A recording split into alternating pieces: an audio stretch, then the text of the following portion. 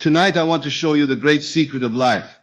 How to live in the fulfilled desire. Every moment you are occupying a state. You are not simply a body moving through space. You are consciousness assuming a role. The world you see with your eyes is nothing more than the outpicturing of the state you occupy within. To live in the end is to live in the feeling of the wish fulfilled. To abide in the reality of the accomplished fact. You are told, when you pray, believe that you have received it and you shall. That is not a future command. It is now. The moment you dare to assume it true, it becomes true within you, and the world must conform. 1. The secret of assumption. My friends, tonight I want you to grasp a truth so simple, yet so profound, that once you see it, you will never again look at your life in the same way.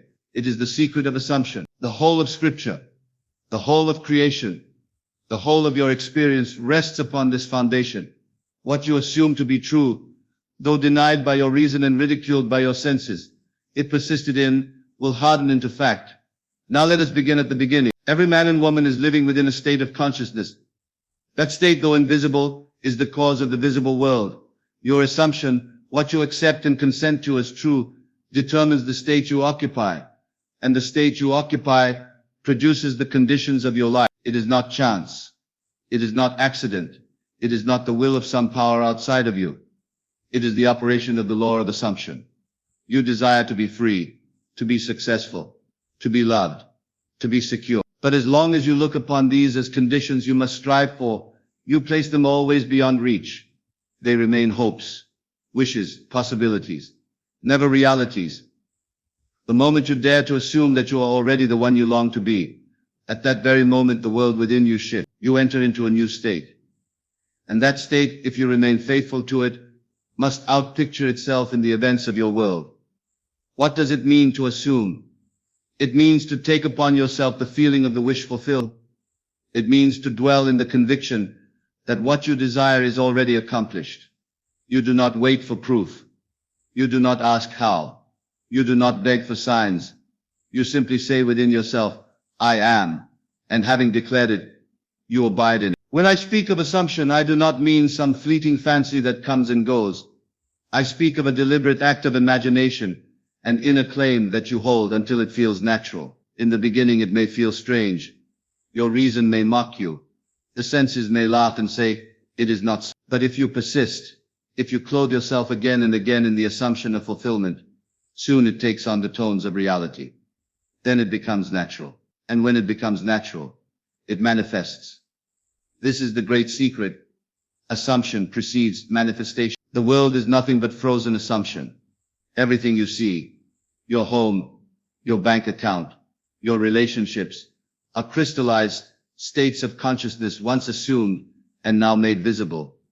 Change the assumption, and you change the world. Let me give you an example. A man says, I wish I had work. I wish I had money. He prays, he begs, he waits. But nothing happens, for he continues to assume lack. He identifies himself with the unemployed, the poor, the needy. The world mirrors back his assumption. Now let the same man dare to assume, I am employed, I am secure, I am provided for. He rises in consciousness to a new state. Though no evidence appears at first, if he remains faithful to the assumption, life will rearrange itself. And employment will come, perhaps by ways he never could have imagined. The outer event is but the shadow cast by the inner assumption. You may ask, but how can I assume when the facts deny me? I tell you, facts are nothing but hardened states. They are not final. They are not permanent. They are past assumptions, brought into view. If you cling to them, you bind yourself to the old state. But if you dare to assume against the evidence, you free yourself. Faith is precisely this. Loyalty to the unseen reality. Every great transformation begins with assumption. The sick man assumes health. The lonely woman assumes love. The poor man assumes abundance. They assume, not because the world confirms it, but because imagination alone creates reality. And having assumed, they persist. They walk as though it were true. They think as though it were true. They feel as though it were true. And then inevitably the world bends to the assumption. Hear me well, assumption is not idle daydreaming. It is not vague hoping. It is a conscious act of faith. It is the deliberate acceptance of the fulfilled desire. You must so completely identify with it that you no longer see it as something to come, but as something that is. You must say, I am, and never again, I will be. Let us bring it nearer. Suppose you desire success in your profession. Instead of saying, one day I will be successful, you assume, I am successful now. Then you ask, if this were true, how would I feel? How would I speak? How would I carry myself? And you begin to live from that feeling. You make no anxious effort. You simply walk in the mood of success. And as you persist, men and women will begin to treat you as successful. Opportunities will open. Conditions will rearrange themselves. And your assumption will solidify into fact. This is the power of assumption. It does not depend on others. It does not wait on circumstances. It is not hindered by reason. It is the law of your own being. Every assumption, if persisted in, becomes fact. You may deny it. You may resist it. But you cannot escape it. You are what you assume yourself to be. And the world reflects that assumption back to you. Now many say, but I have assumed, and nothing has happened. To them I reply, you have assumed for a moment, and then you return to the old state. You touched it lightly, but you did not dwell in it. Assumption is not a passing thought. It is a dwelling place. You must remain in it until it becomes your natural home. The seed must be held in the soil long enough to take root and bear fruit. Do not be discouraged by delay. Delay is not denial. The bridge of incidents must unfold to bring you from where you are to where you desire to be. But remain faithful, and the bridge will appear. Life will weave events together to bring about the fulfillment of your assumption. And so I say, the great secret is this. Dare to assume the feeling of the wish fulfilled. Though the senses contradict it, though reason denies it, if you persist, it will harden into fact. The assumption is the creative act. It is the cause of. To live in the fulfilled desire is simply to assume that it is already accomplished, and to abide in that truth until the world echoes it back. See, consciousness is the only reality. My friends, let me declare to you tonight a truth that overturns the wisdom of the world. Consciousness is the only reality. The world you see with your eyes, the circumstances you call facts, the events that seem to arrive from nowhere. All of these are shadows, projections, reflections. They are not the cause, they are the effect. Consciousness, your awareness of being, is the root, the cause, the foundation. Everything begins and ends within consciousness. If you would live in the fulfilled desire, you must grasp this. Nothing exists independently of your awareness of it. You are not at the mercy of outside forces. You are not subject to chance. You are not a victim of history, of men, of conditions. The whole drama is taking place within you, within consciousness. Change your consciousness, and you change the world. When I speak of consciousness, I do not mean the awareness of your physical environment. I mean your state of being, the feeling of I am. This I am is the center of your world. From it flows all that you experience. The outer life is nothing but the objectification of your inner life. If you are conscious of lack, lack appears. If you are conscious of love, love appears. If you are conscious of success, success appears. Everything waits on consciousness. Let us make this practical. A man says, I want wealth. But what is his constant state of consciousness? Poverty, need, striving. He acknowledges wealth as something far off, something not yet attained. The outer world reflects his inner state, and poverty continues. Let the same man awaken to the truth that consciousness is the only reality. Let him begin to feel, I am wealthy. Let him claim within, all my needs are already met. He assumes it in consciousness. And though the outer world at first resists, if he abides in the new state, life itself will mirror it back. Do you see the secret? The outer world is powerless. It has no life of its own. It is a dead thing until consciousness animates. Like a shadow cast by the body, it follows the movements of your inner being. To fight the shadow is useless. To reform circumstances without changing consciousness is to labor in vain. But change your state of consciousness, and the shadow must follow. Now how do you change consciousness? Not by force, not by effort, not by reasoning with yourself. You change it by assumption. You clothe yourself in the feeling of the new state until it becomes natural. Consciousness is fluid. ever moving. You are not bound to the old unless you cling to it. The moment you assume a new state, you step into a new reality. Scripture tells us, be transformed by the renewing of your mind. It does not say by the changing of circumstances, but by the renewing of consciousness. Mind precedes form, as within, so without. Every condition you experience is but the echo of an inner state. Let us take another example. A woman says, no one loves me, I am lonely. That is her state of consciousness. Though she may long for companionship, the state she occupies is one of rejection, and the world echoes it back. She is overlooked, neglected, passed by. Now let her awaken to the truth. Let her say within, I am loved, I am cherished, I am desirable. Let her feel it until it becomes real to her, until she walks with the dignity of one who is loved. Then life must bring her proof of it.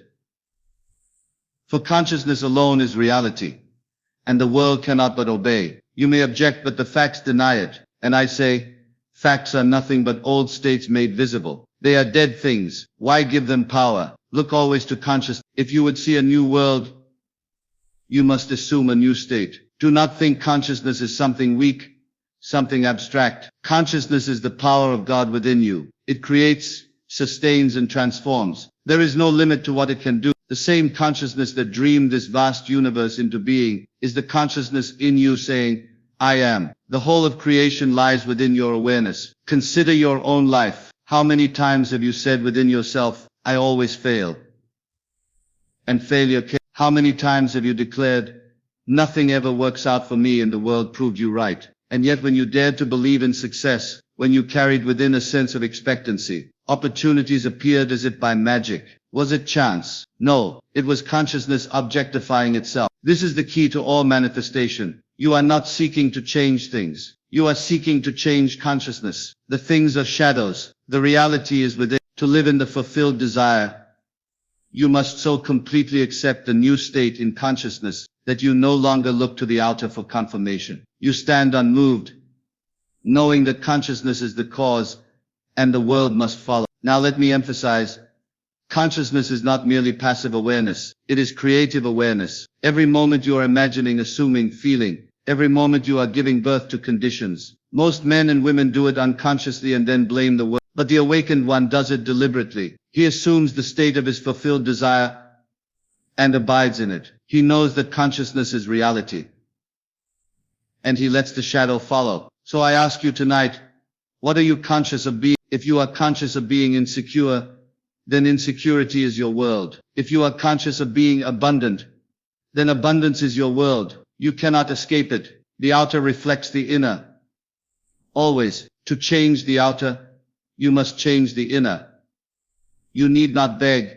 You need not wait. Consciousness is now. You can assume this instant that you are the one you long to be. Do not postpone it to tomorrow. Tomorrow never comes. Say now, and as you persist in that state, the world will bend.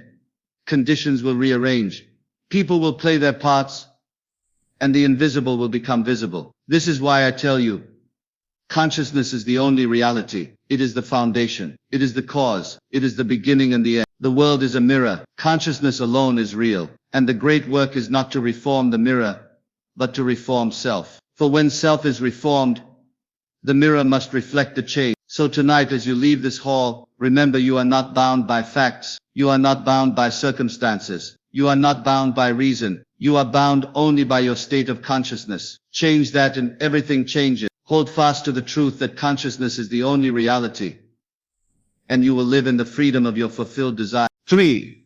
Living in the end. My friends, tonight we take another step into the great secret of life. We have seen that assumption is the creative act, and that consciousness is the only reality. Now let us consider what it means to live in the end. To live in the end is to dwell in the feeling of the wish fulfilled, not as a fleeting thought, not as a passing imagination, but as a permanent state of consciousness. It is to so completely surrender yourself to the reality of your desire accomplished, that you no longer ask when or how. It simply is. Most men live always in the middle. They live in hoping, in waiting, in striving. They say, one day I will be free. One day I will be successful. One day I will be loved. But one day never comes, for their consciousness is always projecting the fulfillment into the future. The law is simple. The state you occupy now is the state that manifests. If you live in the middle, you reap the middle. If you live in the end, you reap the end. What then is the end? The end is the condition of your desire fulfilled. If you desire wealth, the end is not striving for money, but being wealthy. If you desire love, the end is not waiting to be chosen, but being already loved and cherished. If you desire health, the end is not hoping for healing, but living as the whole, strong and vibrant one. The end is the accomplished fact, and to live in it is to feel its reality now. How is this done? Not by effort, not by struggling to make it appear, but by imagination. You imagine yourself into the end. You take a simple scene, one that implies your desire is already realized, and you enter into it. You feel the thrill of accomplishment. You touch the tones of reality. You let it carry the naturalness of truth. And having done so, you return to it again and again, until it becomes your dwelling place. For example, suppose you desire a promotion in your work. To live in the middle is to rehearse the interview, to worry about competition, to strive to impress. To live in the end is to leap beyond all that, and feel the joy of already holding the position. You hear a colleague congratulate you. You see the nameplate on the door. You feel the satisfaction of accomplishment. You rest in that state, and as you persist, life arranges itself to bridge the gap between where you were and where you now dwell in imagination. The key is this: you do not live toward the end, you live from it. Most live toward it, always looking ahead. But to live in the end is to begin with the end in mind, and assume it true now. You live from the fulfilled desire, not for it. This is why Scripture says, when you pray, believe that you have received and you shall. Notice the tense, not you will receive, but you have received. That is living in the end. The desire is already granted. The prayer is already answered. You accept it within, and the world cannot help but conform. Now many struggle because they think living in the end means pretending or denying reality. It is not pretense. It is not denial. It is creation. You are not lying to yourself when you assume the end. You are recognizing the deeper truth that consciousness alone is real, and that what you accept within must be reflected without. The senses may contradict you, reason may deny you, but you hold fast to the end, knowing that the unseen is the cause and the seen is only the effect. Let me give you another example. A woman says, I desire marriage. Living in the middle, she wonders, when will I meet someone? How will it happen? What if I am never chosen? She is always looking toward, never from. But let her dare to live in the end. Let her assume the feeling of already being married. She sees the ring on her finger. She hears a friend say, congratulations. She feels the joy of companionship. She rests in that end. And if she persists, life itself will weave the path that brings it into visibility. The bridge of incidents will unfold. She does not need to plan it. She does not need to force it. She lives in the end, and the bridge appears. This is the difference between effort and faith. Effort strives. Faith assumes. Effort looks outward. Faith turns inward. Effort says, I will be. Faith says, I. And the one who lives in faith, who lives in the end, finds that the whole world rearranges itself to support the assumption. I say to you, test it. Tonight, choose one desire and live in the end. Do not wait for tomorrow. In the silence of this very night, close your eyes and imagine a scene that implies your wish is fulfilled. See it clearly, but more than see, feel it. Let the tones of reality surround you. Let it become real to you inwardly. Fall asleep in that state. And if you remain faithful, you will see the shadow world reflected back to you. Remember this: you are always living in some end. Every moment you are occupying a state. If it is not the state of your fulfilled desire, it is some other end. You may as well choose deliberate. Choose the noble, the lovely, the desirable. Choose the end you long for and dwell there. Do not be deceived by appearances. Appearances are nothing but past assumptions crystallized. If they contradict your desire, pay them no mind. They are already fate. Hold to the new end,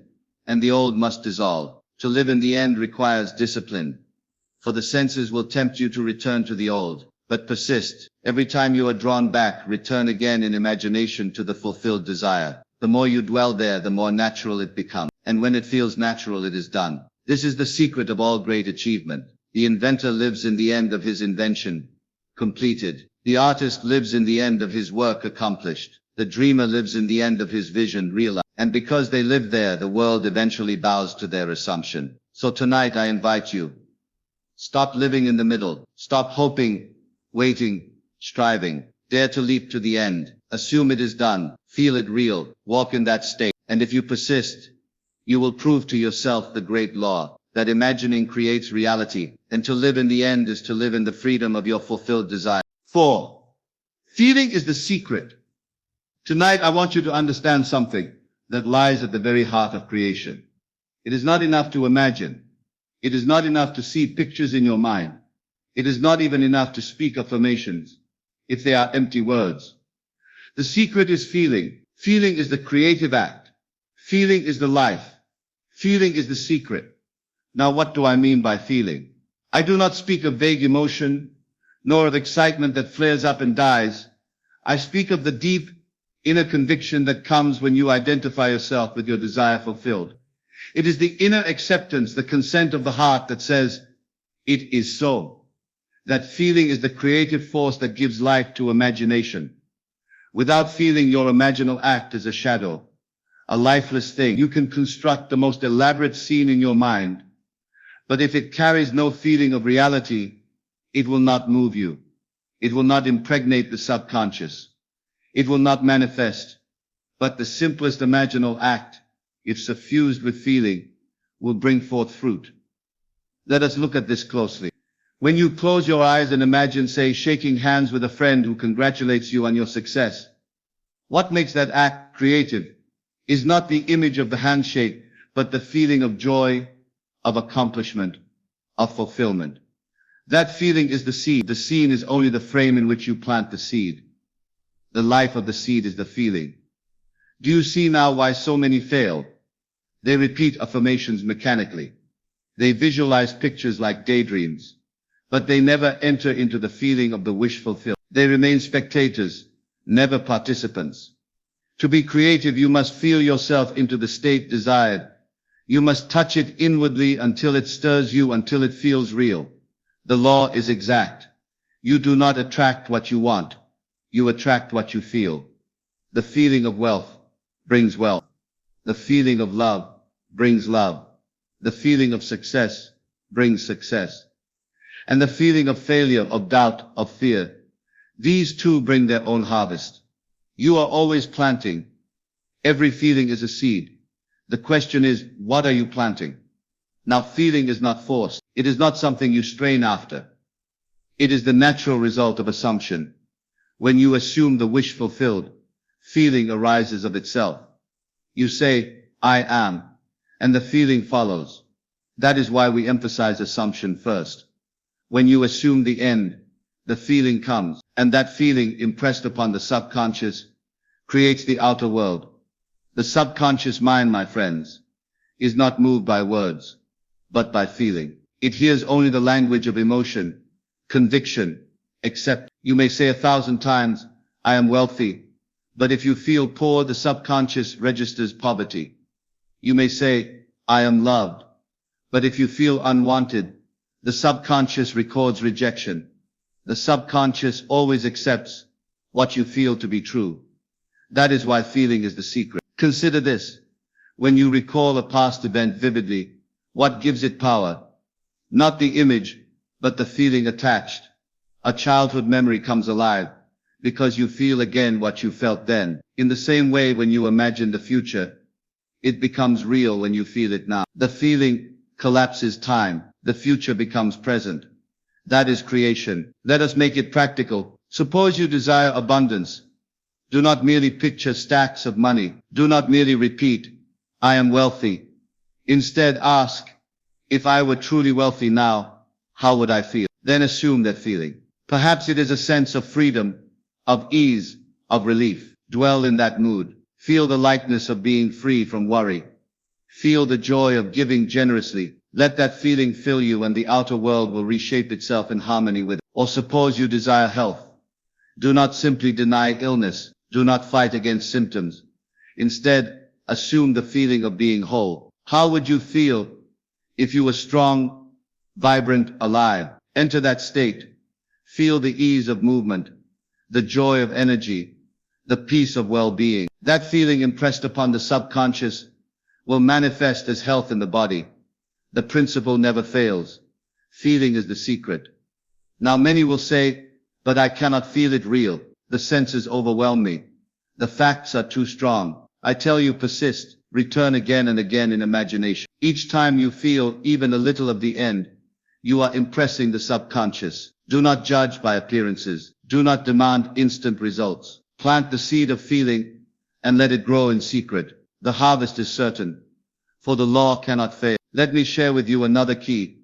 Feeling must carry the tones of naturalness. It must feel normal. If it feels strained, you are not yet dwelling in the end. Persist until the new state feels ordinary, natural, effortless. When it does, it is done. Think of a man who once was poor but now is wealthy. At first the wealth feels strange, unbelievable, but after a time it becomes normal. He no longer questions it. He simply is. That is the state you must reach inwardly. When the feeling of your wish fulfilled is so natural that you no longer discuss it, no longer question it, no longer wonder about it, then you know it is accomplished. This is why prayer, rightly understood, is not begging, not pleading, but assuming the feeling of the wish fulfilled. True prayer is thanksgiving. It is praise. It is rejoicing in the fact that the desire is already granted. That mood of gratitude, of fulfillment, is the creative act. So tonight I say to you, practice feeling. Do not wait for the outer world to give you reason. Create the reason within. If you desire joy, feel joy now. If you desire peace, feel peace now. If you desire abundance, feel abundance now. And as you do, the outer world must conform. For feeling is the secret of creation. Remember this above all. It is not what you want, but what you feel that manifests. You can want endlessly and never see results. But the moment you feel it real, the work is done. Feeling is the bridge between the invisible and the visible, between imagination and manifestation. Hold to the feeling of the wish fulfilled, and the unseen will clothe itself in fact. So tonight as you leave this hall, I ask you, what are you feeling? If you would change your world, change your feeling, feel it real, dwell in the end, let the conviction of fulfillment be your atmosphere, and as surely as the night follows day, the world will echo the secret you carry within. For truly, my friends, feeling is the secret. 5. The discipline of mental dwelling. My friends, I want you to observe something within yourself this very moment. Where does your mind dwell when it is left free? When no one is compelling it? When you are not consciously directing it? Does it naturally drift to fears of tomorrow? To doubts about today? Or to regrets of yesterday? Or does it move toward the vision of the fulfilled desire, the end you long to embody? That, my friends, is the question that determines the entire outcome of your life. For life is nothing more than the harvest of what you most consistently dwell upon. And dwelling is not a casual visit of thought. It is the home where your inner self lives. Just as one who lives in a house is shaped by its environment, so the soul is shaped by the environment of its own inner habitation. If your dwelling place is fear, then fear must clothe itself in form. If your dwelling place is lack, then lack must take shape in your affairs. But if your dwelling place is the end, if your inner conversations, your secret assumptions, your nightly imaginations are set upon the fulfilled desire, then the world has no choice but to mirror that dwelling back to you in form. Do not be deceived into believing you can dwell in one state and yet harvest another. The law is exact. It gives to every man according to the state in which he abides. And so the question is not whether you occasionally visit the feeling of the wish fulfilled, but whether you abide there, whether you remain in that place until it becomes natural, until it feels like home. Now, how do you cultivate such a discipline? By vigilance in thought, by a willingness to turn again and again to the end whenever the mind drifts toward contradiction. It is not different from training the body. The muscles do not grow strong by lifting a weight once.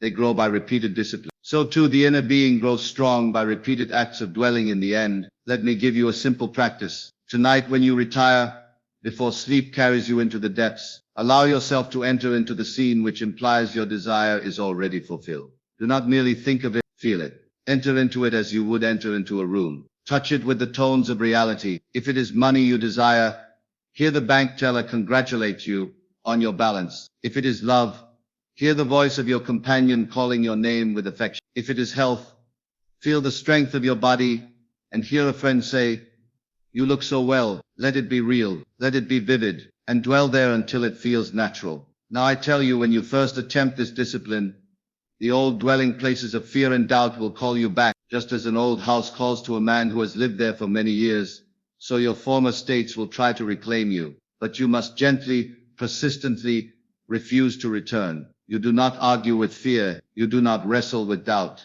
You simply turn your attention away and return to the end, again and again, as often as it takes, until the new dwelling becomes your home. Some will say, but is it not hypocrisy to dwell in that which I have not yet seen? My friends, nothing could be further from the truth. For what you see outwardly is but the shadow of what you dwell upon inwardly. To dwell in the end is to dwell in truth, for truth is not what the senses report today, but what imagination declares to be real. The senses are always late, always reporting what imagination has already set in motion. So you are never hypocritical when you claim the end as your dwelling. You are only being faithful to the creative law. Let me remind you, imagination is the cause, and the world of sense is the effect. To dwell in the effect is to live in bondage. To dwell in the cause is to live in freedom. So choose this day where you will dwell. Choose whether you will be the slave of appearances or the master of your inner house. You may say, but how long must I dwell before it shows forth? I answer you, as long as it takes for the state to become natural. For once a state feels natural, it will harden into fact. No force on earth can prevent it. And so your task is not to labor for results, not to anxiously watch the outer world for signs, but to cultivate the inner dwelling until it feels so real, so normal that you no longer question. Consider a man who moves to a new city. At first the streets are strange, the sights unfamiliar, but after a time, what was once foreign becomes home. He knows the paths, the neighbors, the rhythm of life there. So too with the fulfilled desire. At first it may seem strange to dwell in wealth, if you have known only poverty, or to dwell in love, if you have known only loneliness. But if you persist, the new state becomes familiar, and once familiar, it manifests itself as surely as day follows night. Therefore discipline yourself not to wander aimlessly in the mind. Do not let the vagrant thoughts of fear and lack find lodging in your house. Be deliberate in your dwelling. Decide this night, I will dwell only in the end. I will live as though it were already mine. And hold fast to that decision, no matter how many times you must return to it. For when you discipline the dwelling of your mind, you have disciplined the destiny of your life. The world without will reshape itself according to the home you have built within. That is the promise. And I assure you it never fails. So I say to you, choose wisely where you dwell. Build your home not in the ruins of fear, but in the mansion of the fulfilled desire. For where you dwell, there you shall live, and what you live, you shall one day see in flesh and bone. 6. The secret of inner conversation. My friends, tonight I want to take you deeper into the mystery of your own inner world. For within you at every moment, there is a voice speaking. It speaks silently, yet it is heard by the only one who truly matters, yourself. These are your inner conversations, and I tell you they are the seeds of destiny. You may believe that what you say to others shapes your world, but I assure you it is not the outer words that determine the pattern of your life. It is the secret dialogue you carry on within. That dialogue, repeated faithfully, is more creative than all your outer actions combined. So the world without is only the echo of the conversations you hold in the chambers of your mind.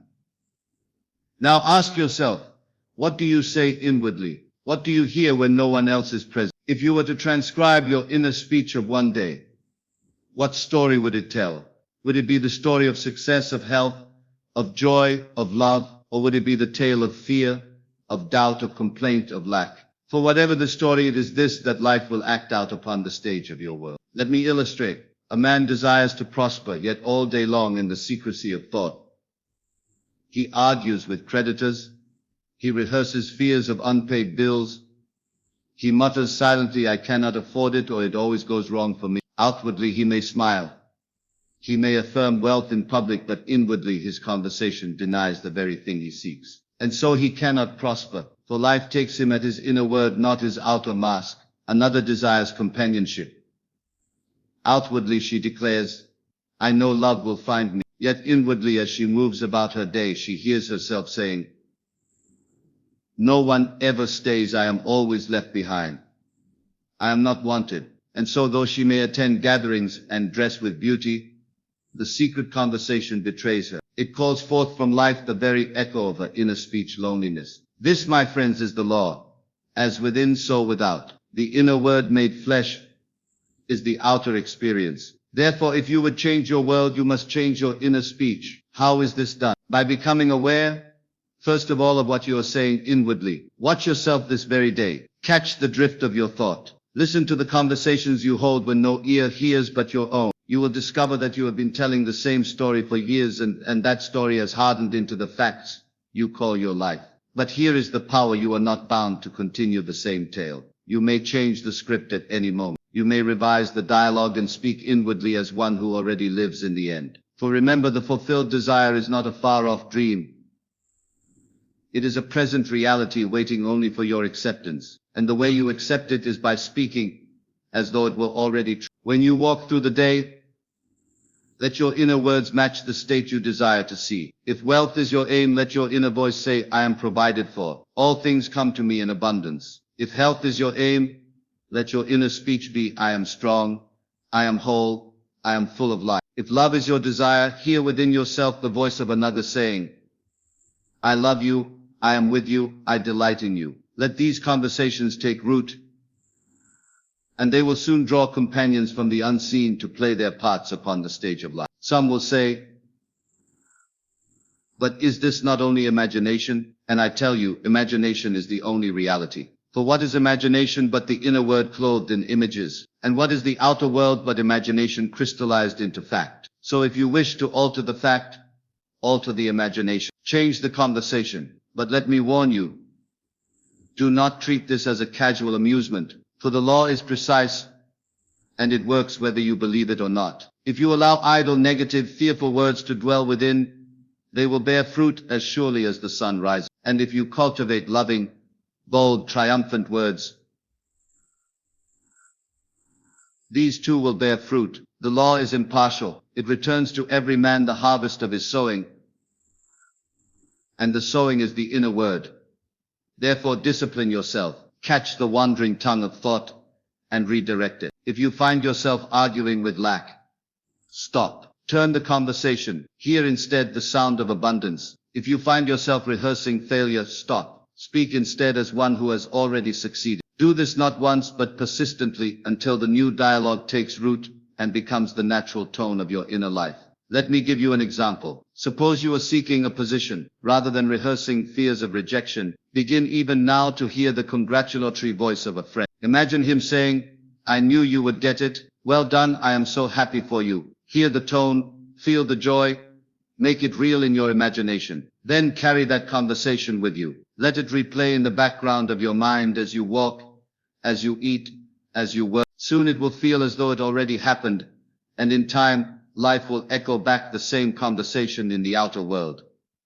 Or suppose you are ill, rather than saying inwardly, I am so tired, I am so weak. Hear instead the inner words, you look wonderful, your strength is remarkable, you are full of life. Let these words echo within until they clothe your body in health. For what the inner word declares, the body must obey. You see, the secret of inner conversation is the secret of creation. Words, spoken silently, are seeds. They fall upon the fertile soil of imagination, and in due season, they sprout, grow, and manifest as the events of life. If you would change the harvest, you must change the seed. Therefore, I urge you, make your inner conversations your allies, not your enemies. Speak within as one who lives already in the end. Refuse to entertain arguments with failure. Refuse to indulge in dialogues with fear. Replace them with words of victory, of peace, of love, and persist until these new words take on the authority of truth. Do not wait for evidence before you change your speech, for the evidence comes after, not before. The senses will resist, they will contradict, they will insist the old story is real, but pay them no mind. Hold fast to your new inner conversation, and the outer world will in time conform. I tell you, the day will come when you will marvel at how your life has shifted, and you will realize it was not by force, not by struggle, not by pleading, but simply by the quiet power of inner speech. For as you inwardly converse, so you outwardly live. So I say again, examine your words, listen to yourself, and if you find the old story of lack and fear, replace it at once with the language of the fulfilled desire. Make your inner world a place of praise, of thanksgiving, of accomplishment, of love. For what you continually hear within, you must inevitably hear without. This is the law. This is the secret. Guard it, practice it, and you will find your whole world transformed by the conversations of your heart. 7. The persistence of assumption. My friends, tonight we must speak about the one ingredient without which nothing can be accomplished. Persistence. You may assume once, you may enter into the state of your desire fulfilled, and for a moment you feel it real. But the moment you return to the old man, the old state, the old beliefs, the seed is snatched away. It is persistence that fixes the seed, persistence that waters it, persistence that holds it until the harvest comes. I tell you, assumption is not a one-time act. It is a dwelling place. You are called to remain in it, to abide in it, to persist no matter what evidence rises to contradict it. The world will present its shadows. The senses will argue against you, and people will laugh at the foolishness of your claim. Yet if you persist, if you live in the end, if you refuse to accept any condition as final, except the one you desire, then the state must harden into fact. Do you remember the parable of the unjust judge? A widow came to him pleading for justice. At first he would not listen, but because of her persistence, because she would not cease, he granted her request. That parable is not of a woman in a distant time, it is of you. You are the widow, for you have no visible husband in the world to defend you. The husband is the state itself, invisible yet real. You are the widow until you persist in assuming the state as your husband, until you cling to it night and day, refusing to let go. Then the invisible becomes visible and the husband appears in form. When I speak of persistence, I do not mean the effort of willpower. I mean the quiet determination of inner vision. It is not straining, not forcing, not trying to make it so. It is the simple act of returning again and again to the feeling of the wish fulfilled. If you slip out, you return. If doubts arise, you return. If the world shouts no, you return. You return until the returning becomes natural, until the state itself becomes the atmosphere in which you breathe. Let me give you an illustration. Suppose a man desires wealth. He imagines himself successful, imagines the joy of financial freedom. For a night he may feel it real, but in the morning bills arrive. If he abandons the feeling, he has abandoned the seed. But if he persists, if when the bills arrive he looks at them and says within, this too is proof of my wealth, for I have the power to pay. If he holds the end with persistence, the outer must conform. It cannot resist. You see, every desire is a call from the state itself. The very longing you feel is the voice of the state seeking embodiment. But it demands your loyalty, your fidelity, your persistence. To flirt with it once and abandon it is to betray the union, but to persist, to remain faithful, to give it your inner attention day after day is to marry it. And what God has joined together, let no man put asunder. Do not measure persistence by time. Do not ask how long must I persist before it comes. That is the language of impatience. You persist until you no longer feel the need to persist because the state has become natural. You persist until your inner conversations are saturated with the new reality. You persist until the old state seems foreign, as though it belonged to another man. That is the true measure of persistence. Now you may ask, but how do I persist when the senses show me the opposite? And I tell you, by recognizing the senses as shadows, not causes. The shadow does not dictate the substance. The shadow is only the reflection. You do not argue with the shadow. You return to the substance. The shadow says lack, but the substance says abundance. The shadow says sickness, but the substance says health. The shadow says loneliness, but the substance says love. Persist with the substance, and the shadow must alter. Persistence is the great secret of prayer. Prayer is not words spoken once.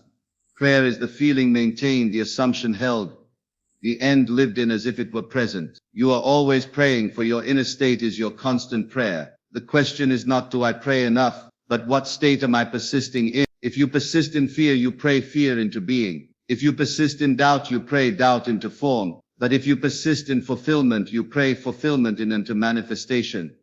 Do not condemn yourself when you falter. You are learning the art. Each time you return, you strengthen the habit. Each time you re-enter the state, you deepen the groove. Soon the state holds you more firmly than the old one ever did. You need not fight the old, simply persist in the new, and the old will fade for lack of attention. Let me tell you, all great manifestations are born of persistence. The man who achieves is not the man who imagines once, but the man who imagines daily, who abides in the assumption no matter what. He may waver, but he returns. He may fall, but he rises again. And because he persists, the world bends to his faith. When you persist, you prove the law. You demonstrate that the world is malleable, that circumstances are clay in the potter's hands, that imagination is the only reality. Without persistence, you may taste the truth but never feast on it. With persistence, you make the invisible visible, the unseen seen, the desire fulfilled. So I say to you tonight,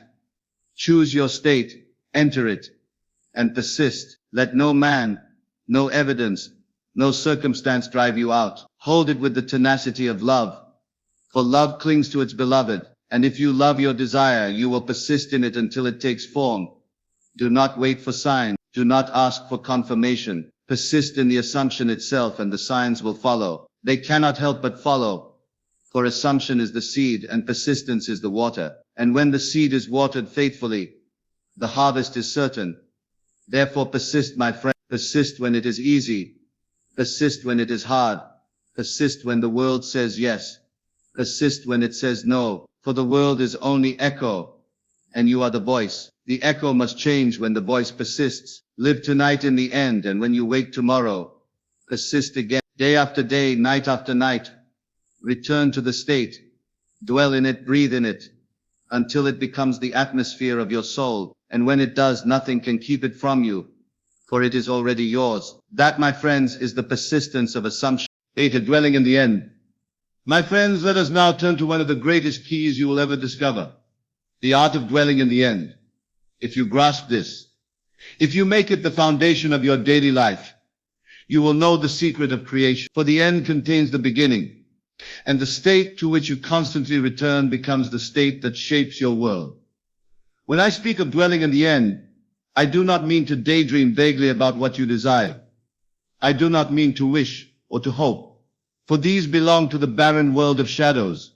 To dwell in the end is to live, inwardly and deliberately, in the assumption that your desire is already an accomplished fact. It is to move your inner attention away from the process, away from the obstacles, and firmly anchor it in the fulfillment. Suppose you want wealth. Most people in their longing look to the means, the job, the business, the opportunity, the investment. They say, I will be rich if this contract is signed, if this deal is successful, if I get this promotion. But that is not dwelling in the end. That is living in the hope of a process. To dwell in the end is to imagine yourself already living in the comfort and freedom of wealth. It is to move through life with the inner confidence that money is yours, that abundance surrounds you, that you are already sustained by the flow of riches. If you desire health, do not dwell on the medicine, the treatment, the remedy. These are but shadows, effects that arise in the outer world. Instead, close your eyes and move in imagination into the body of the healed person. Feel the freedom of movement,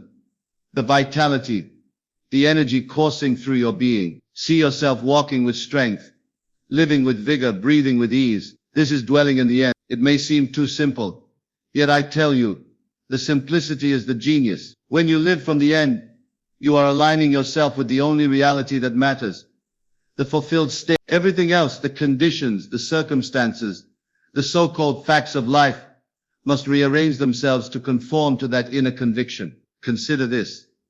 When you board a train bound for a destination, you do not spend the journey doubting whether you will arrive. You do not look anxiously out of the window, wondering if the tracks will lead you astray. You enter the train with the end in mind, and your faith rests upon the fact that you are already on the path to arrival. So it is with imagination. Once you have entered into the end, once you have taken up residence in the fulfilled state, you can rest. The journey will carry you, and the outer world will faithfully mirror the destination you have inwardly chosen. Many fail because they dwell in the middle. They think constantly of the steps, the obstacles, the how. They say, but how will it come? How will I meet the right person? How will the money arrive? How will my health return? And by giving attention to the middle, they give life to delay, to frustration, to doubt. The middle is the desert.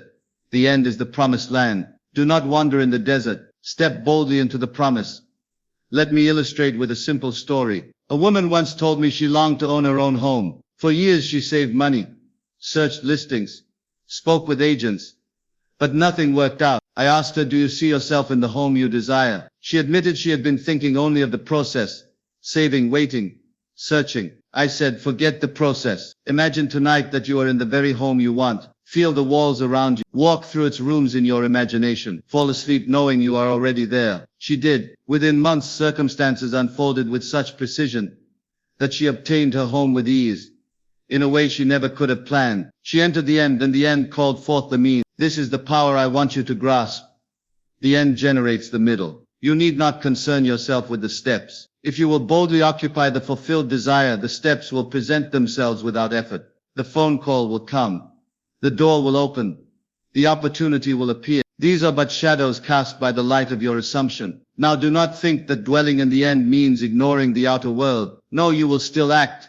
You will still move. You will still speak. But your actions will flow from a place of certainty rather than struggle. The one who dwells in the end does not beg or strive. He simply expresses outwardly what he already knows inwardly to be true. Ask yourself, am I living in the end? Or am I living in the middle? If you are waiting, hoping, asking, then you are still in the middle. If you are already resting in the assurance that your desire is accomplished, then you are in the end. The difference is subtle to the mind but mighty in its effect upon reality. The end is a state of consciousness. It is not a distant event in time.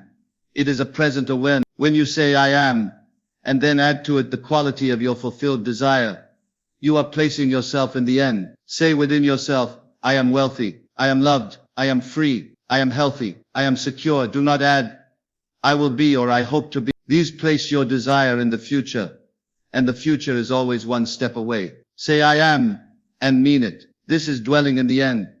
Let me remind you, the world outside is but a reflection. If you do not see your desire yet, do not despair. It is not the world that must change first. It is your inner dwelling. Where do you live in imagination? Do you live in lack, or do you live in abundance? Do you live in sickness, or do you live in health? Do you live in loneliness, or do you live in... Your outer world is the photograph of your inner residence. Change your dwelling place, and the picture must change. So tonight as you lie in bed, make it your practice to enter the end. Close your eyes, quiet your thoughts, and ask yourself, what would it feel like if I were already what I want to be? Then feel it. Let that feeling possess you, until it becomes natural. Fall asleep in the end, and you will awaken to a world that is moving toward. I say to you again, the end is everything. When you dwell in the end dwells in you, and when the end dwells in you, it cannot remain invisible. The unseen will become seen. The invisible will take form, and your world will bear witness to your assumption. So my friends, leave behind the desert of the middle. Step boldly into the promise of the end. Live there, rest there, walk there, and you will know the truth of these words, that imagining creates reality, and he who dwells in the end already possesses the fulfillment of his desire. 9. Faith in the invisible. My friends, tonight we come to a point of understanding that separates the dreamers from the achievers, the point of faith in the invisible. For life, as you know, is not built upon what you see, hear, or touch. The world of senses is but the shadow of reality, and reality itself is invisible. To succeed, to manifest your desires, to dwell in the end, you must learn to place your faith not in appearances but in the unseen. Do you see now why so many fail? They look at the circumstances around them and say, this is impossible. The evidence is against me. And they are right if the evidence is all they trust. But the evidence is never the law, it is the result of previous assumption. The law is found in the unseen, in imagination, in consciousness. To have faith in the invisible is to understand that the unseen is the cause and the seen is the effect. You do not pray to the effect, you pray to the cause. You do not argue with appearances, you honor the law that causes them. Let me be plain. To manifest what you desire, you must feel it real before it appears. You must see it, hear it, touch it, within imagination, until your feeling declares it accomplished. Then, though the senses say otherwise, you remain unwavering. You do not argue with the outer world. You do not plead, bargain, or try to force it into visibility. You rest in the certainty of the unseen, knowing that what you persistently assume in consciousness must manifest. Consider a man seeking employment. He has gone from office to office, letter to letter, rejection after rejection. The evidence seems to confirm that he will fail. Yet if he persists in assuming the feeling of employment, if he imagines himself already working in the position he desires, greeting colleagues, performing his duties with joy, then he is planting the seed of reality. And the outer world will begin to conform. The doors will open, the interviews will appear, the opportunity will arise. The unseen works quietly, unseen, but inexorably. Faith in the invisible is not blind belief. It is conscious assumption. It is the deliberate act of placing your inner life where you wish the outer life to be. You act as though it is done, not as though you hope it might be done. This is the great secret that all who achieve understand. They do not wait for evidence, they create evidence by dwelling in the invisible. Now do not confuse faith with wishful thinking. Wishful thinking is weak. It doubts. It hesitates. Faith in the invisible is unwavering. It does not waver with the tides of circumstance. It is calm, certain, joyful, and complete. It accepts the fulfillment as already real, and thus it impresses the subconscious with the authority of truth. And the subconscious, being faithful, rearranges the outer world accordingly. I tell you, the world cannot resist the insistence of imagination when faith enters. Faith is the unseen engine of creation. It does not flinch. It does not tire. It does not hesitate. When you combine imagination with faith, you are aligning yourself with the creative principle itself. Nothing can stop it. Nothing can undo it. Let me give you another example. A woman longed for love. She saw no prospects, no opportunity, no reason to hope. She could have allowed despair to take hold, but instead, she entered nightly into the feeling of the fulfilled desire. She imagined the joy of companionship, the tender words of a partner, the warmth of shared life. Each night she dwelled in that state. Each day she returned in quiet imagination, though the evidence of the outer world contradicted her. And in time, the unseen manifested as the seen. Love entered her life, as if it had always been there, because she had placed her faith in the invisible. Faith in the invisible is the bridge between desire and fulfillment. Without it, the mind drifts toward doubt. The heart seeks reassurance. The world appears unyielding. With it, the mind rests.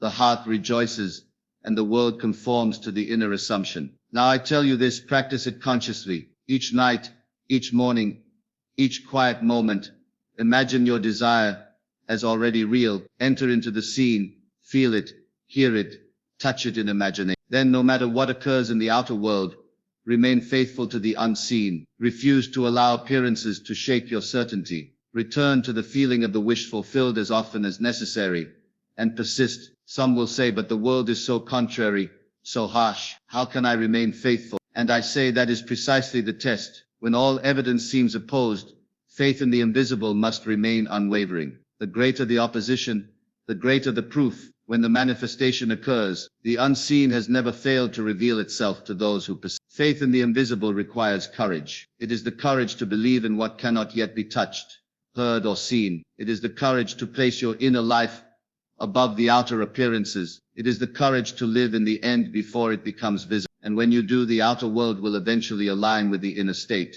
The impossible becomes inevitable. The dream becomes reality.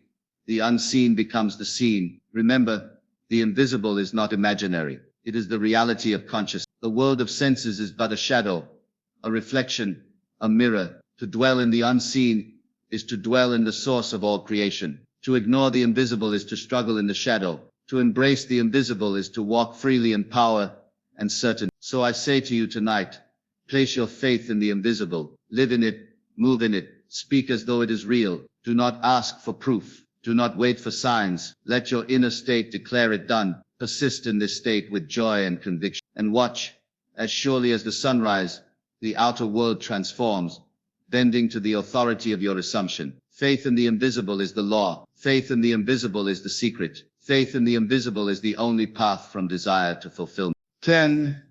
Imagination creates reality. My friends, tonight we reach the heart of the matter. The principle that governs all things. Imagination creates reality. I do not say this lightly. I say it with authority, with the weight of experience and observation. Everything you see, everything you touch, everything you call real in this world has first existed in the mind of man. The world outside is always the reflection of the world within. Too many people labor under the illusion that reality is fixed, that the facts of life are immutable, and that the outer world dictates your state. But the outer world is but the effect. The cause lies in consciousness. Your imagination is the workshop where reality is formed. Your inner assumption, your vivid imagining, your feeling of the wish fulfilled is the blueprint. And the world cannot resist the force of a mind that has truly imagined. Let me be clear. Imagination is not a fanciful diversion. It is not daydreaming or idle thought. It is deliberate creation. It is the act of seeing, hearing and feeling the state you desire, as if it were already accomplished. When you imagine in this way, the subconscious mind accepts it as truth, and your outer life is compelled to conform. Consider this. When you close your eyes and imagine a friend congratulating you on a promotion, what gives that scene power is not merely the image of the handshake or the smile. What makes it real is the feeling you experience. The joy, the pride, the certainty. The feeling impresses the subconscious, and the subconscious shapes the world accordingly. Imagination without feeling is powerless. Feeling without imagination is vague. Together they create reality. Now many ask, how often must I imagine? How vividly must I enter the scene? And I say, as often as necessary, as vividly as possible, until the new state becomes natural, until it feels as real as waking life. For the subconscious mind does not distinguish between what is imagined vividly and what is experienced through the senses. What you live in imagination, you live in reality. Imagination is not bound by time. You may imagine the fulfillment of a desire years from now, or you may imagine it for tomorrow. The law is the same. Time is the shadow of consciousness. To dwell in the end is to collapse time. To see the future as present. To act in the feeling of fulfillment now. The world must conform, for it is but the echo of consciousness. Let me give you an example. A man desires to be wealthy. He imagines himself writing checks, receiving congratulations, walking in comfort. He does this night after night. Though the outer world shows no immediate change, the unseen is working. Doors open, opportunities arise, encounters occur. The outer world cannot resist the inner vision. The unseen must express itself in the seen, and the man becomes wealthy. Imagination is not only the tool for material desires, but for every facet of life. Health, love, freedom, creativity, all come first in imagination. All realities are born as inner vision. If you would be free of limitation, if you would have joy, if you would experience love, you must first imagine it as present. Hold it, feel it, assume it, and the outer world follows. Some say,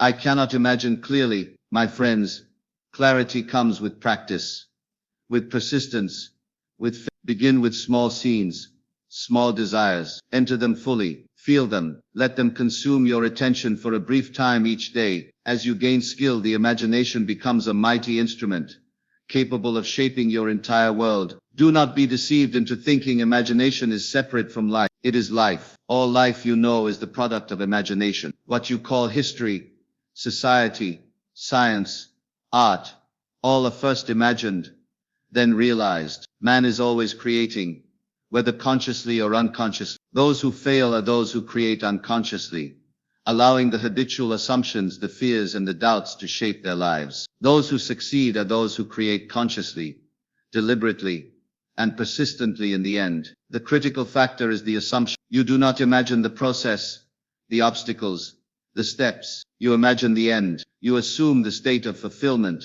and the law works invisibly to provide the means. Do not concern yourself with the how. The how belongs to the unseen, which is wiser than your mind. Your task is to see, to feel, to dwell. The unseen will do the rest. Let me remind you, imagination is the only reality. The world you call real, the conditions you lament, the circumstances you judge, they are all temporary forms. The true reality is the state you occupy within. Occupy the end, and the outer world must answer. Occupy lack, fear, or doubt, and the outer world will mirror that as well. The choice is yours. The power is yours. Practice this daily. Each night, enter the scene of your fulfilled desire. Each morning, awaken in the feeling of having already accomplished it. Let the sensation of the end saturate your consciousness. Speak silently to yourself, I am, and feel the fulfillment accompanying it. Persist, repeat, dwell, until imagination and reality merge, until the unseen becomes the seen. I tell you tonight,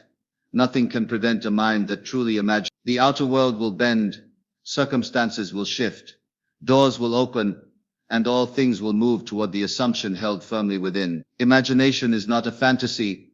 It is the law of life. It is the creative power you must learn to use. Those who know it, wield it.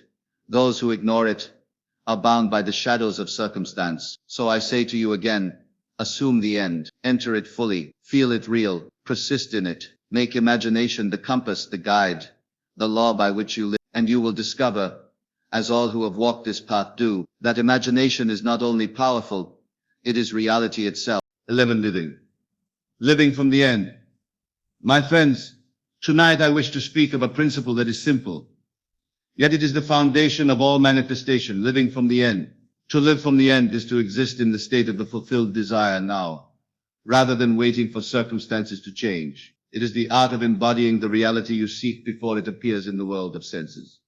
Too many people live in the middle. They wait for evidence, for circumstances to improve, for others to grant them permission to be what they desire. They say, I will be happy when this happens. I will be wealthy when that occurs. I will find love when the right person comes. And in waiting, they remain prisoners of the outer world. They give authority to appearances rather than to the inner law of consciousness. Living from the end requires a reversal. You no longer wait for life to conform to your desire. You allow your desire to shape life. You act, think, and feel from the state of having already achieved your goal. The key is not outward action alone. It is the inner assumption that directs the outer. You move, speak, and behave as one who already possesses what is sought. Imagine a man desiring wealth. To live from the end, he must conduct himself with the confidence of abundance. He does not plead. He does not grovel. He does not watch the bank account with anxiety. Instead, he moves through life in the certainty that all provision is his, that he is supported, that opportunities present themselves naturally. He enters each room, speaks to each person, and performs each act from the authority of the fulfilled desire. The outer world must adjust to this inner truth. Or consider one who desires love. To live from the end, she must feel the love already present in her life. She must speak, act, and even walk as though she is already embraced by the perfect companion. She does not question.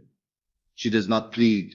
She does not allow doubt to enter. She dwells in the state of fulfillment, and life will respond by bringing the unseen into the seen. Some ask, but what if the evidence contradicts me? My friends, do not look to evidence to validate your reality. Evidence is never the cause. It is the effect. To live from the end is to anchor your consciousness in the assumption, not the shadow that appears outside. If you feel lack, if you see opposition, do not be disturbed. Simply return to the inner state that is real. Persist, dwell, and embody the end. Living from the end requires consistency. You do not enter the state once and leave it. You enter it daily, repeatedly, until it becomes natural. You wake in the morning feeling as though your desire has already been fulfilled. You go through the day with the attitude, the behavior, and the speech of one who possesses the end. And at night you return to the state in imagination, reinforcing it, saturating your consciousness with the reality of fulfillment. Let me remind you, the outer world cannot resist this power. The outer world is but a mirror of consciousness. When you live from the end, the mirror must reflect the inner state. Circumstances, events, and people will arrange themselves in perfect alignment with your assumption. The evidence will follow the cause, not precede it. Living from the end also means mastery of inner conversation. Every thought, every silent word you speak within must support the assumption. You cannot allow doubt, fear, or complaint to dwell in your mind. If they arise, recognize them and return to the state of fulfillment. Your inner words are the invisible seeds from which reality grows. Nurture them with the feeling of the end, and the outer world will blossom accordingly. Many falter because they only act outwardly while the inner world remains divided. They may perform confident acts, but inwardly they doubt. They may speak boldly, but secretly they fear. The outer appearance cannot compensate for inner contradiction. The law is strict, as within, so without. To live from the end, the inner state must be unwavering. Now I tell you, this practice is not for the impatient or the faint-hearted. It requires courage and perseverance. It requires you to trust in the unseen and ignore the siren call of appearances. But the reward is the transformation of life itself. To live from the end is to be free from the tyranny of circumstances, free from the need for validation, free from fear. You inhabit the reality you desire, and the outer world bends to meet you. I urge you to practice this consciously. In every situation, ask yourself, if my desire were already fulfilled, how would I feel, think, speak, and act? Then embody that state. Let it guide your decisions, your words, your posture, your expression. Even the smallest act performed from the end carries the authority of creation. Living from the end is not passive. You still engage with life, yet every engagement flows from the certainty of fulfillment. You do not struggle to force events. You act with the power of the realized state. and life responds. Your outer actions are energized by the inner assumption, making them effective, precise, and powerful. Consider a student preparing for an examination. To live from the end, he must assume he has already mastered the material. He studies not from anxiety, but from the certainty of success. He visualizes entering the examination room, answering questions with clarity and confidence, and receiving results that reflect his inner mastery. The outer performance follows the inner state. In summary, living from the end is the deliberate act of existing in the state of fulfillment now. It is not wishful thinking. It is conscious assumption. It is not waiting. It is acting from the reality you desire. It is the alignment of your inner world with the end, until the outer world is compelled to follow. My friends, practice this faithfully. Begin each day in the state of the fulfilled desire. Move through the day as one who already possesses. End each day returning to the inner scene of accomplishment. Persist, dwell, embody, and you will witness the unseen transforming into the seen, the impossible becoming inevitable, the desire fulfilled beyond expectation. 12. The feeling is the secret. My friends, tonight I bring you one of the most vital truths of all. The truth that unlocks the doorway to every desire, the principle that underlies all manifestation. The feeling is the secret. It is not the words you speak outwardly. It is not the steps you take. It is not the evidence you observe. It is the feeling that you impress upon your consciousness that moves the unseen to become the seen. Consider this. The world of forms, the world of appearances, the world of circumstance, all are but reflections of your inner state. The unseen precedes the seen, and the unseen is felt, not argued. The mind may plan, the body may act, but until feeling is involved, creation does not respond. Feeling is the creative agent, the magnet, the law itself made practical. You may ask, how do I know what feeling to employ? It is the feeling of the wish fulfilled. Close your eyes for a moment and imagine the end of your desire. See it clearly. Hear it. Sense it. But above all, feel it. Feel the joy, the relief, the excitement, the love, the freedom, as though it is happening now. That feeling is the seed, and all else, the outer world, the events, the people, must conform to it.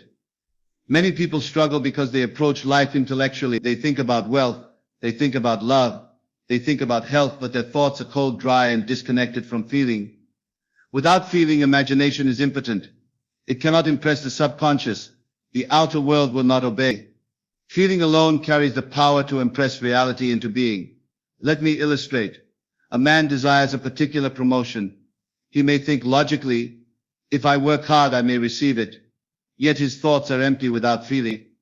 If instead he closes his eyes each night and feels the promotion, imagines the congratulatory handshake, the pride in his heart, the satisfaction on his colleagues' faces, and holds that feeling as real, he impresses his subconscious.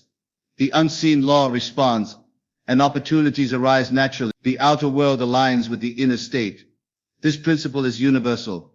Health, wealth, love, freedom, peace, all are impressed upon reality through feeling. Imagine a woman desiring health. She may follow every regimen, take every precaution, but unless she feels the vitality of the healed body, the blood cannot carry the message. The body cannot respond. But when she feels the freedom of movement, the strength coursing through her veins, the ease of life, she communicates to the subconscious that this is her reality, and the world, which reflects her inner state, must comply. Now you may say, but I sometimes feel doubt, fear, or lack. And I tell you, do not resist these feelings at first. Acknowledge them, then choose to replace them. Feeling is your instrument. It can be tuned. Begin by entering the feeling of fulfillment in small moments. Let it saturate your consciousness. Repeat. Persist. Soon the feeling becomes natural, dominant, and unshakable. Understand this. The law is precise. Feeling impressed upon the subconscious does not forget. It does not waver. Once you truly feel, it becomes seed. The seed grows in unseen soil, and in time sprouts in the world of form. The outer events, the people, the circumstances, all respond to the impression left by feeling. It is inexorable. It cannot fail. Imagine again the law in practice. You desire love. Outwardly, there may be no evidence, no sign, no opportunity. Yet each night, in imagination, You feel the love is already yours. You feel the delight of being understood, the warmth of companionship, the joy of mutual care. This feeling imprints upon your consciousness. The unseen law moves, and doors open. People arrive, events occur. The outer world must conform to the inner state.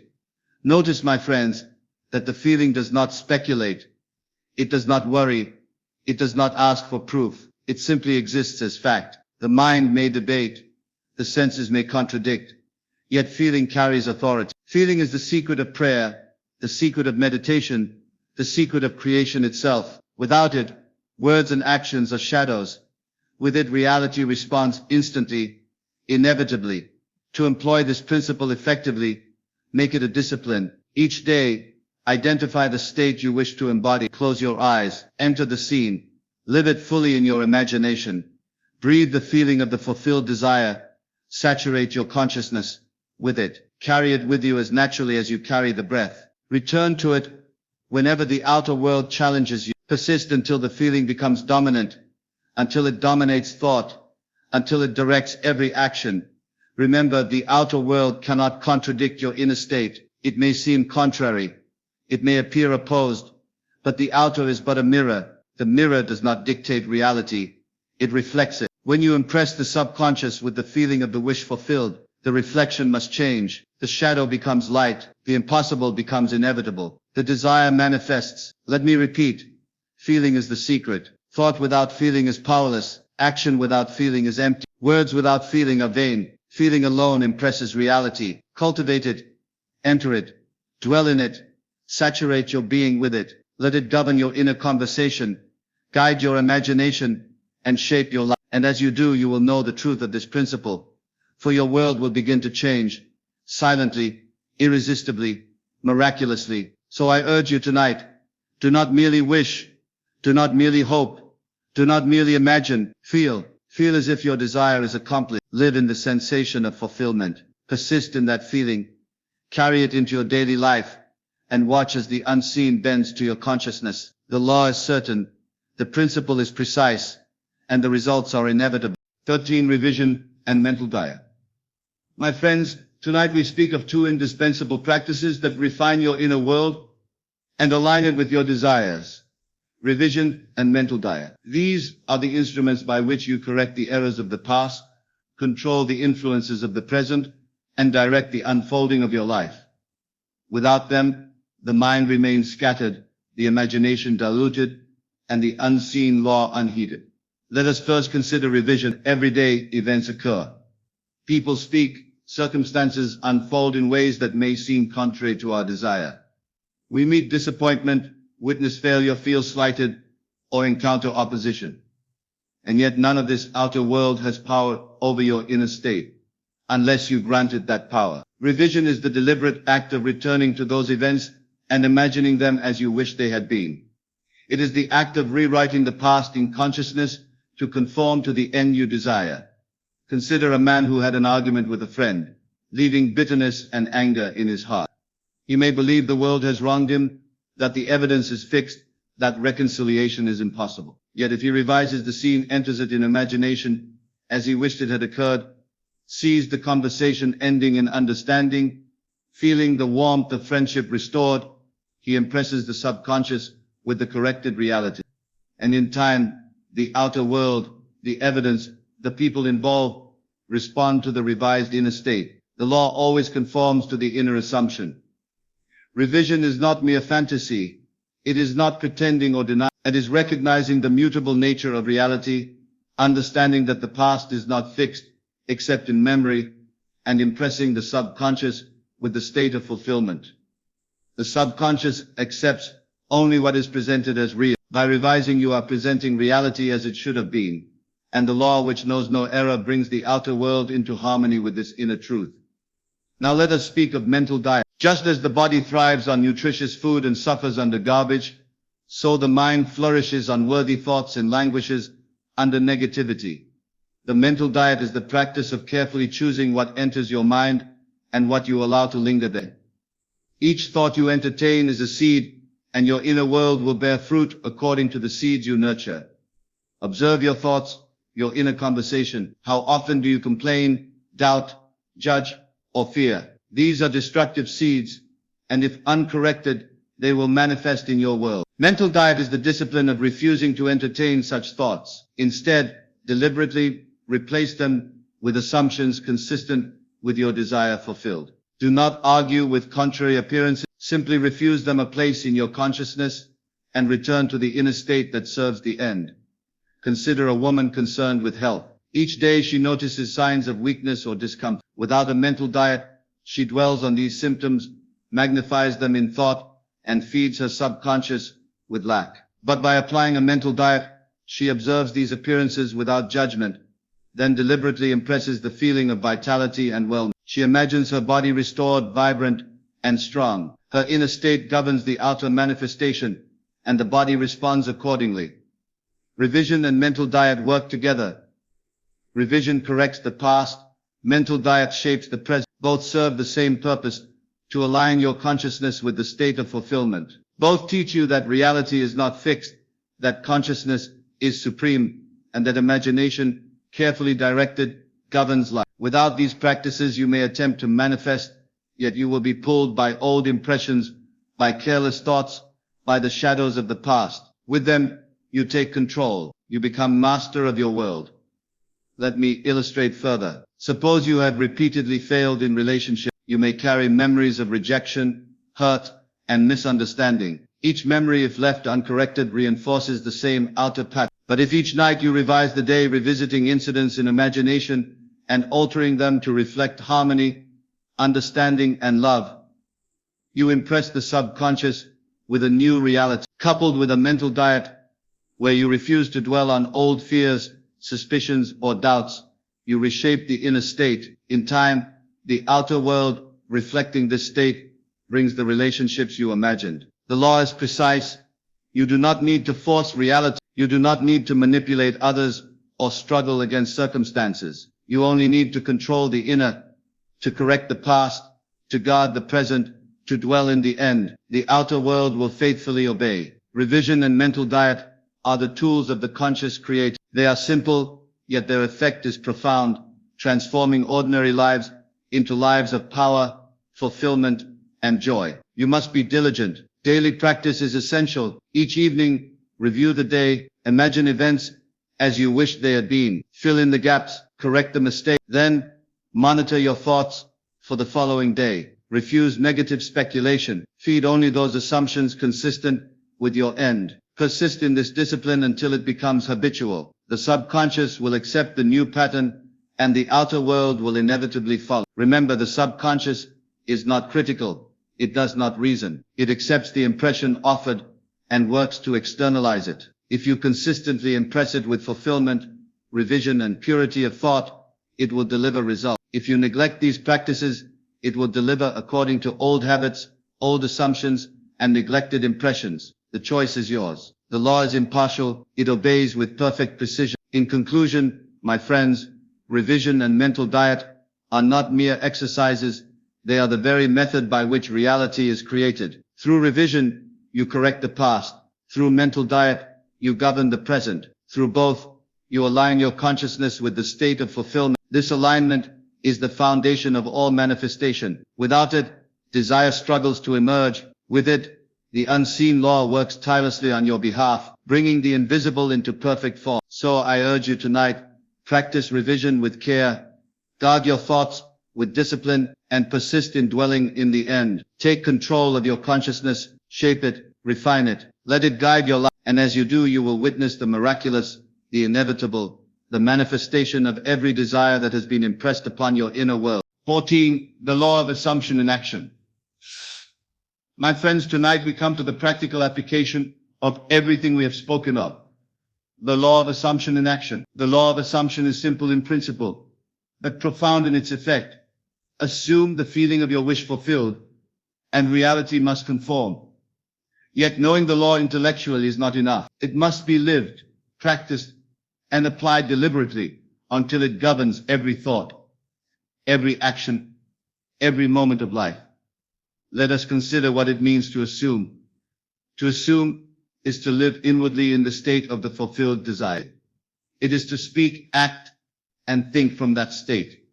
regardless of current appearances. It is not hope, not wish, not speculation. It is the absolute conviction that what you desire already exists. The world outside may seem contrary, but the inner assumption rules all outer effects. Suppose you desire wealth. You do not say, I hope to be wealthy someday, or I will be wealthy if conditions permit. That is waiting, and waiting is surrender. To assume you enter the state of abundance now. You feel the freedom, the comfort, the joy, and the security of wealth. You move through the world with the authority of someone who possesses it. Every thought, every word, every action is informed by this inner reality. And the outer world, which cannot resist the law, will respond. Opportunities arise, doors open, assistance appears, events conspire to manifest the inner assumption. Consider love. A man desires a companion, a soulmate. If he waits for external conditions, if he watches, hopes, or pleads, he remains powerless. But if he assumes the feeling of love fulfilled, imagining evenings of joy, conversations of understanding, and the warmth of companionship, he impresses the subconscious with this state. The unseen moves, orchestrating events, encounters, and situations that reflect the inner assumption. The world mirrors the state you occupy. Some of you may ask, but how do I maintain the assumption when the outer world contradicts me? My friends, appearances are irrelevant. They are shadows, reflections, not reality. Reality is the state you inhabit inwardly. The law does not require that the world first conform. It requires that you inhabit the state, and then the world must follow. Persist in the assumption. Return to it repeatedly. Make it dominant. The outer world will yield in time. Now, the law of assumption is not limited to material desire. It governs every aspect of life. Health, confidence, freedom, creativity, influence, and peace. Assume the state you desire in each domain. Feel it, live it, speak from it, and observe how life unfolds to match the assumption. The universe is impartial. It answers faithfully to the state you occupy. You are the master. The unseen responds. The visible conforms. Let us speak of action. Many think action must precede result. They believe they must toil, struggle, or manipulate the world to achieve desire. The law of assumption reverses this. Outer action is useful, but only as an expression of the inner state. Action that flows from assumption is empowered. Action that flows from doubt or desperation is weak and ineffective. Assume first, act second, and your outer efforts become magnetic, drawing events in harmony with your inner world. Imagine a student preparing for an examination. He may study, take notes, and attend lectures. But if he assumes failure, his efforts are weak. If, however, he assumes mastery, imagines confidently answering each question, and feels the success as already accomplished, the law of assumption compels the outer world to reflect this inner reality. The right opportunities, understanding, and recall appear. The unseen supports the assumed state, bringing it into manifestation. Revision, mental diet, dwelling in the end, and feeling, these practices converge in the law of assumption. They are not separate. They are aspects of the same principle. Through revision, you correct the past. Through mental diet, you control the present. Through dwelling in the end, you occupy the state of fulfillment. Through feeling, you impress it upon the subconscious. And through assumption, you live it in every moment. The outer world must yield. Some may hesitate, fearing that assumption is arrogance or denial. But assumption is not about ignoring reality. It is about creating reality. It is about placing your consciousness in the only state that matters, the state of fulfillment. It is the conscious act of taking control, of directing the unseen, and of shaping life according to desire. It is power, not pretense. Mastery, not wishful thinking. Now you may ask, how do I sustain the assumption? You do it by making it habitual. Every day, every hour, return to the state. In the morning, assume it. During the day, reinforce it. At night, immerse in it. Let it saturate your consciousness until it dominates every thought. The subconscious accepts repetition, persistence, and feeling as truth. It obeys, and the world responds. Consider this final illustration. A woman desired freedom from debt. She could have worried, pleaded, or struggled, but she chose assumption. Each night she imagined paying off every obligation, walking in security, feeling the relief and joy of financial freedom. Each day, She acted with the confidence and ease of one already free. Slowly, opportunities appeared. Unexpected assistance came.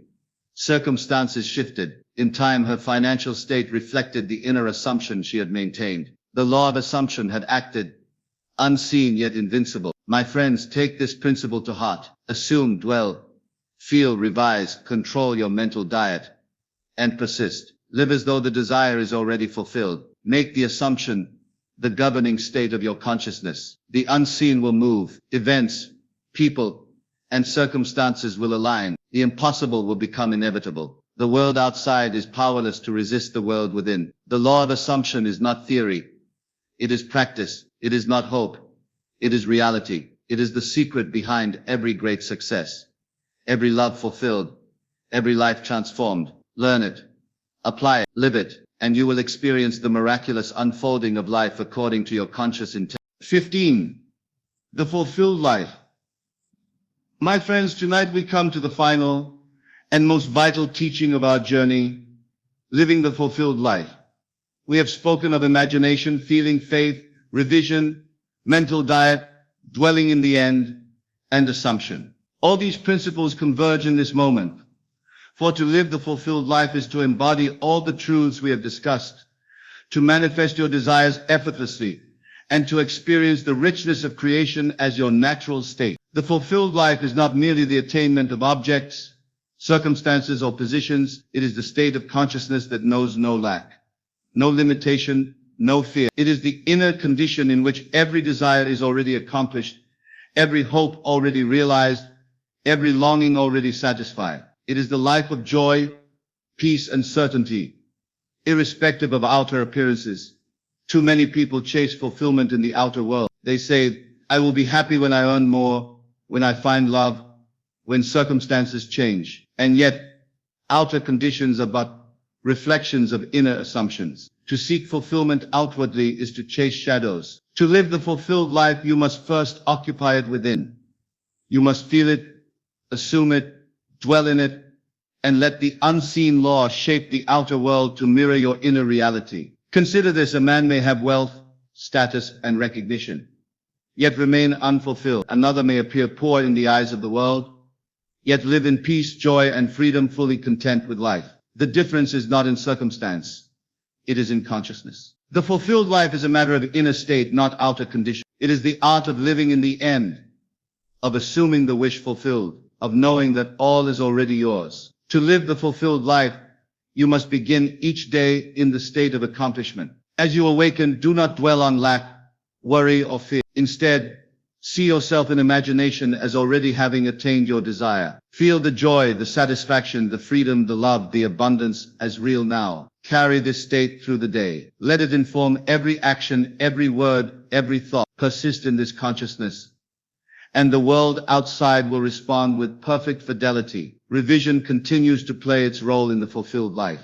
Each day, as experiences unfold, correct the past in imagination. Rewrite disappointments, misunderstandings, mistakes, and losses to align with the reality you desire. Do not linger on error or injustice. Instead, impress the subconscious with the corrected state, the state of fulfillment. Each revision is a step toward inner mastery, a reinforcement of the end, and a preparation for outer manifestation. Mental diet is equally essential. Guard the mind as a gardener tends a precious plant. Thoughts of fear, doubt, limitation, and complaint are weeds that strangle the life of desire. Instead, nourish the mind with assumptions consistent with your fulfilled state. Meditate, imagine, and feel the reality of abundance, love, health, and freedom. Saturate consciousness with this nourishment. Let it dominate every fleeting thought. The subconscious will obey, and the outer world will blossom accordingly. Now the law of assumption is the instrument through which the fulfilled life manifests. It is precise, impartial, and inexorable. Assume the state of having already achieved your desires. Enter it fully. Live in, seek from it,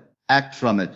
Let it govern every moment of your inner life. Do not be swayed by appearances, for they are but temporary reflections. The unseen law moves silently, yet powerfully, arranging events, circumstances, and opportunities in perfect alignment with your inner assumption. Living the fulfilled life also requires persistent feeling. Feeling is the secret, as we have discussed. It is not enough to think or imagine.